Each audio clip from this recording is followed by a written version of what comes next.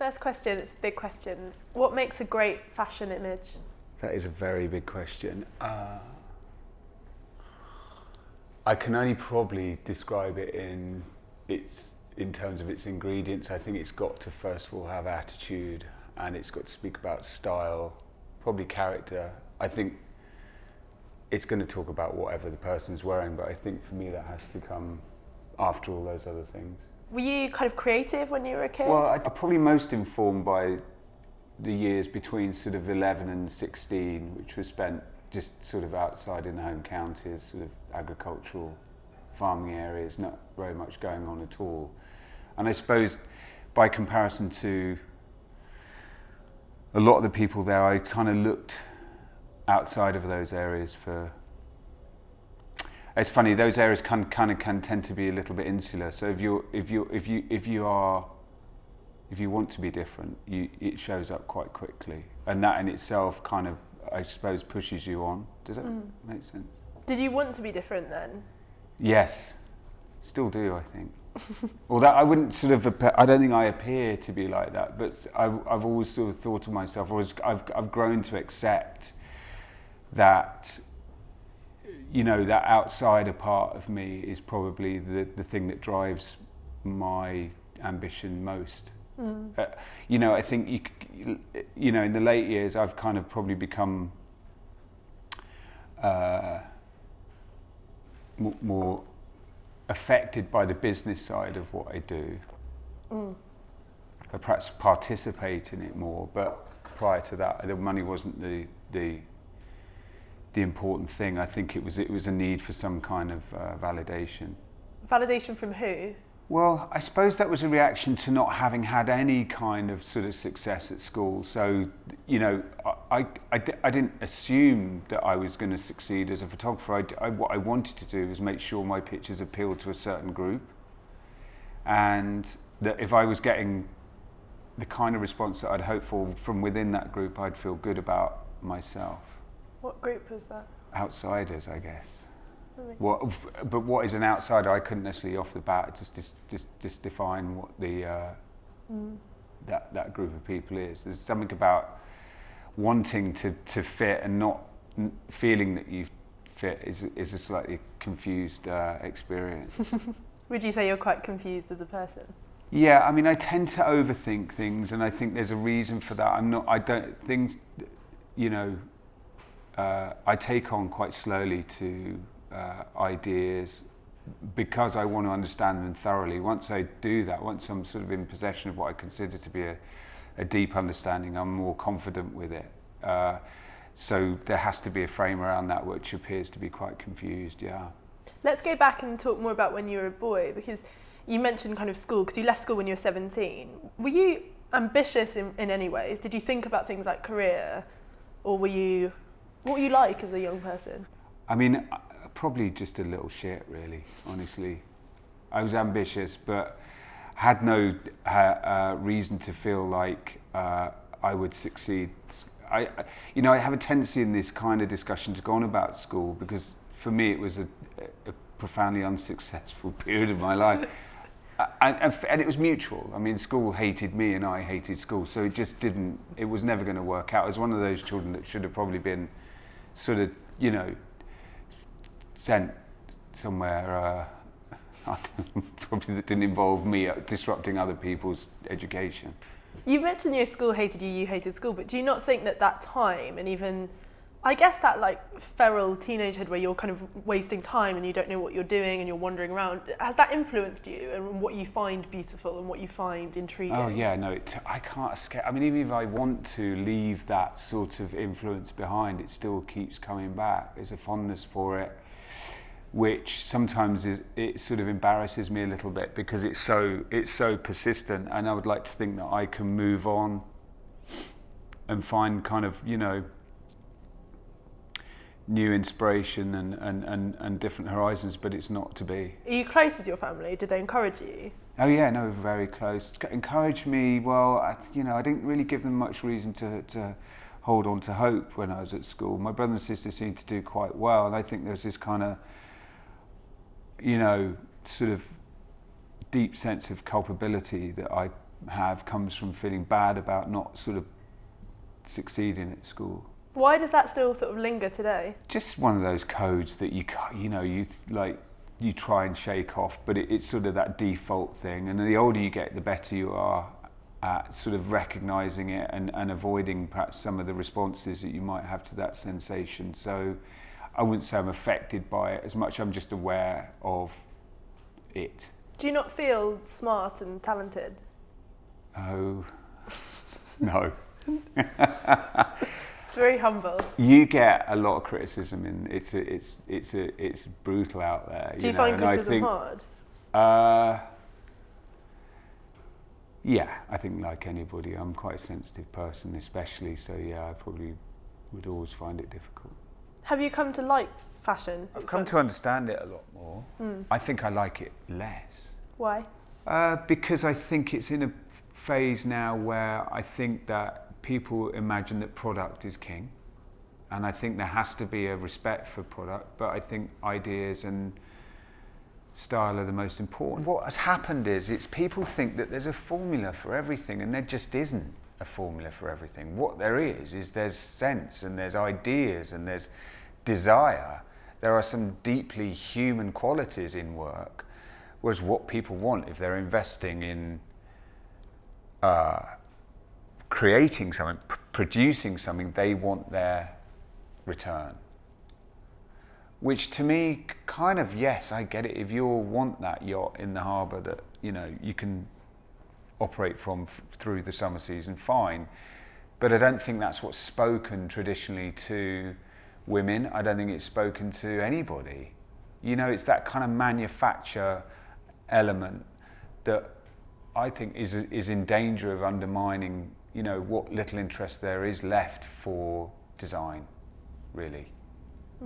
And so when a designer comes along who has convictions and wants to talk about spirit and wants to test people's appreciation of things, all those things that may not relate to the mass market, I'm glad, because at least it gives, I think, a little better breath of life back to what for me are the true values that give light to this. The industry didn't start out as a sort of, you know, a highly industrialized process. It was something else, and I think we're maybe looking at some of the sort of, you know, it's like we're being occupied at the moment, I think. Tell me, do you remember the first time you picked up a camera? Yeah, I was told to put it down. Where were you? That's my father's camera. I mean, it's weird actually. I was thinking about pictures before I actually made them, and I was because I was printing. Long and short of it was that I got a job when I was 17. That was to be a printer, and I'd asked if I could get a sort of release for part of the week to maybe go and study, and I thought maybe it's the first time I could turn my hand to something academic, and I was allowed to go off on a Friday morning to sit on an O-level photography course at a college, and it just so happened those were well, on that particular morning every week there was a kind of slideshow / lecture, and I think that was the sort of tipping point for me. And tell me a bit, you mentioned when you were assisting you were getting to that point where you wanted to start sort of just doing it on your own. What were your pictures like at that point? I didn't, you know, when I was assisting I had so little time to make my own images. I had been particularly impressed when I was 16 from what I'd seen of the American photographers, and in particular Larry Clark. And I think, you know, I'm kind of embarrassed saying that now, because I was so little of what he was photographing, I didn't particularly understand. It wasn't familiar to me. I wasn't involved in a scene like that, but I respected him, first of all, you know, for being able to make those kind of images and print them, and all of the kind of work with this sort of craft skills that people don't really talk about when he's discussed as a photographer. Which now he's sort of eschewed a little bit, really. There was a kind of a desire in me to kind of make something raw, and I suppose, you know, what people would say now is a sort of rock and roll spirit, I guess. I mean, you know, my one single abiding desire at that point was to photograph Iggy Pop, so I guess I was just kind of aping what I thought ever he might be up to at that point. It's interesting you say you were copying the things that you thought were great. Very few people are comfortable admitting that, I think, but all young creatives do that. When you're a writer, you copy the writers you think are good. I don't know how you get there otherwise. I always think the magic comes from kind of thinking that you're copying something to... I don't think you imagine it's pastiche. What you're doing is celebrating something that you relate to in someone else's work. Because I think sometimes you're sort of forced to copy things, which is a slightly depressing answer to that. But however, what I'm trying to avoid is comparisons with my peers and my own generation. I sort of feel like that sort of propriety, the sense of it, has been lost in this sort of rush for content, and it seems like whoever does something now, it's the person that did it last kind of owns the signature title on work, which I find really shocking. There doesn't seem to be much that can be done about that. And so therefore I'm trying to do at my best or at my freest is to kind of outrun the notions of things that people might have for what's right and what's the zeitgeist. I don't care about those things really. I kind of want to always sort of turn it on its head. But how do you combine that with having, a style and having something that people know you for and respect you for? It's funny. I think you kind of have to let go, and you can't, and I'm sure other photographers will feel the same. If what informs a picture was a naivety and a connection with things, it's when you're young, you're wide open, you're influenced, daily, and the older you get, the more familiar you are with the kind of your surroundings and the kind of landscape that you operate in. So you're not going to be as stunned and as blown away by things. So therefore, when someone says, "Well, do a '90s picture," I'm not that person anymore. I think it would just do a disservice to the early work to copy it. But it happens a lot, and I know why people do it, because they're fond of those images. They want it to be, remade. But it becomes. That becomes pastiching yourself is a particularly painful thing to do, I think. It's interesting, from what you say, it makes me wonder, do you sometimes think it's easier to produce good work when you're younger? Yes, because that insouciance means that you're free, you're not perhaps so aware of some of the,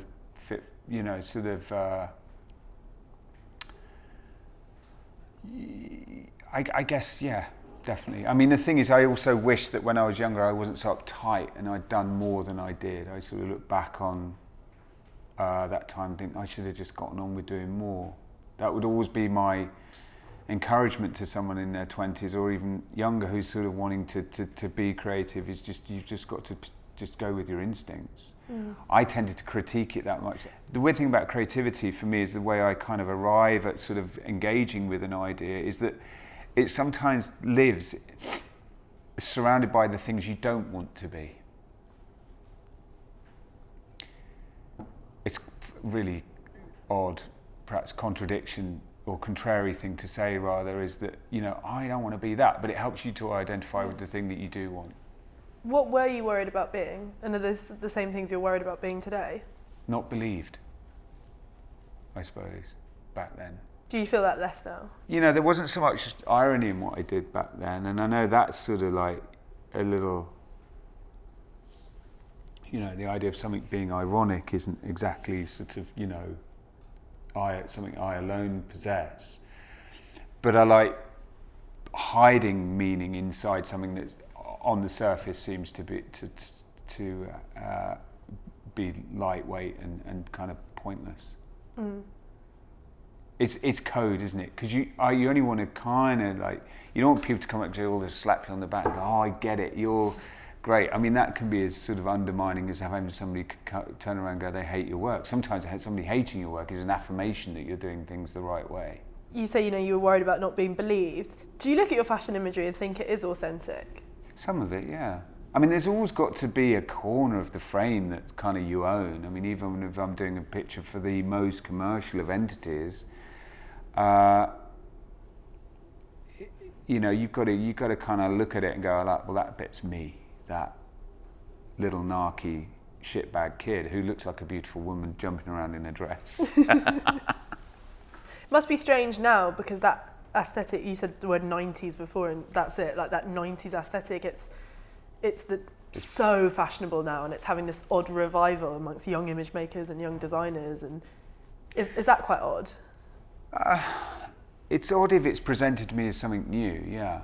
You know, I never found it flattering when someone picks on one of my pictures to copy at all. That's the short answer to that. And, you know, like I said, I was trying to create a sort of sense of belief and authenticity in my work, which, you know, it sounds a bit preposterous to sit here and push that, but I can't pursue something without a real sense of conviction. So sometimes I have to manifest that, sometimes it's there freely. So to see it kind of like taken on as a Zeitgeist thing, or you know, that's the blueprint, that's the answer, is sort of, you know, it messes me up. I am possibly very possessive. I don't want to see things that I feel are my signature and my own ideas, you know, shopped around. It cheapens it for me. It takes the virtue away. I can understand why there's a generation that wants to sort of strip back the layers and get back to some kind of raw harmony, some sense of sincerity in their work. I wouldn't say it's of great interest to me at all, because, you know, I feel like I read through it, and I think there are some real major protagonists of that style which do it very well. It's like saying, well, you're going to listen to Bryan Adams or Bob Dylan. Why would I bother with the other? You know, people have their choices. They can listen and look to. They can listen to and look at whatever they like. I just feel there has to be a distinction between what's a good thing and not so good. And the not so good is never good. Did there come a point where you realised that your work was very influential and that people, and you kind of thought, I'm going to be part of fashion and the establishment in the industry? I think probably when I went to New York as a photographer for the first time, and I started to work for some of those American publications, and it, you know, you were very aware of what was being talked about, not just about me, but other people from London. And I didn't last very long in that environment because I was so, like I said, I was quite narky, really, and I made myself a bit unpopular in one or another art department, and so more or less got sort of chased out of town, really, and came back to London. Then suddenly looking at about an exhibition, looking at my pictures on the wall, I sort of felt absolute sort of like, you know, I thought they were kind of abhorrent, really. I thought they were useless. So I decided then to switch styles and started to, rather than use daylight in pictures, overlighting things, and that was my reaction to seeing things that were done all in natural light. I suddenly wanted to go the complete opposite end of the scale and use as many lights as I could fit into one sitting. And then came the blue background, which was a choice again, because I wanted to have something that couldn't possibly be copied, because it was so ugly, it was so not good taste, that I thought it would escape, you know, this trend thing. It's really interesting to me because it feels like, and correct me if I'm wrong, it feels like most of your career decisions and maybe aesthetic turning points have been driven through insecurity rather than conscious decision. I think we'd have to sort of probably have a sit-down analysis. Don't want to sound like your therapist, but it feels like it comes from a kind of not wanting to be like something or want to prove something. I know, yeah, that's the confusing bit, isn't it? Wanting to be like, but doing nothing about it. You know, doing everything. I guess what that is, and this is really not the time or the place, but I'm going to go ahead anyway. I suppose what I'm doing is testing whether people actually really want to see this picture. So what I do is kind of cover it all with these rather sort of what might be choice sort of bad components, because at the heart of it is something that matters to me and I'm close to, and that is about as good a description as I'll ever give it, I think.